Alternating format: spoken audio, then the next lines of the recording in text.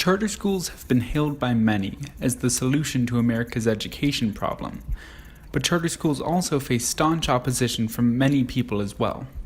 Before we get into this, however, it's important that we understand just what makes charter schools different.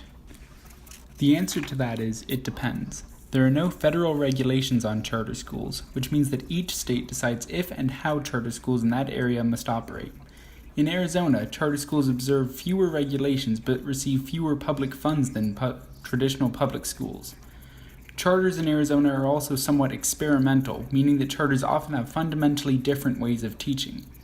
Since there are no federal regulations on charters, the only people who are affected by Arizona charter schools and who can affect how Arizona charter schools operate are those who live in Arizona.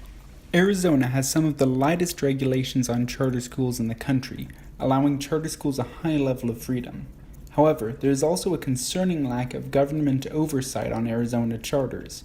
An increase in the level of government oversight could assuage these concerns without drastically reducing the freedom of charter schools.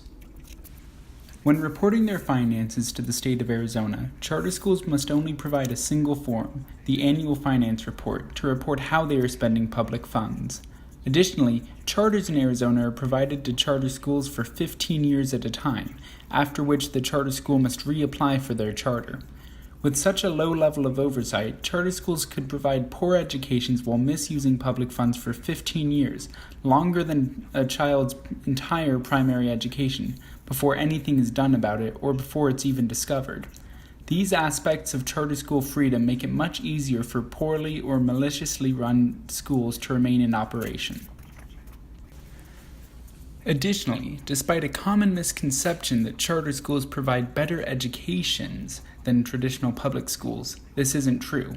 While many of the best schools in the country are charter schools, on average, charter school students do slightly worse than those in traditional schools.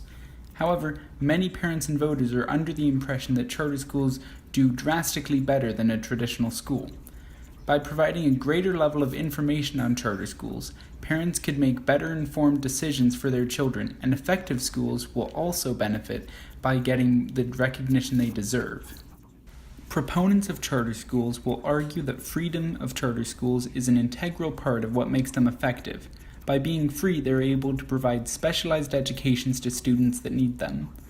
This is true, despite the other issues with charter schools. This is why I don't advocate for the restriction of the freedoms of charter schools, simply an increase in transparency. An increase in transparency allows charter schools to continue operating just as they have been, but will allow voters and taxpayers and regulating agencies to identify ineffective or harmful charter schools.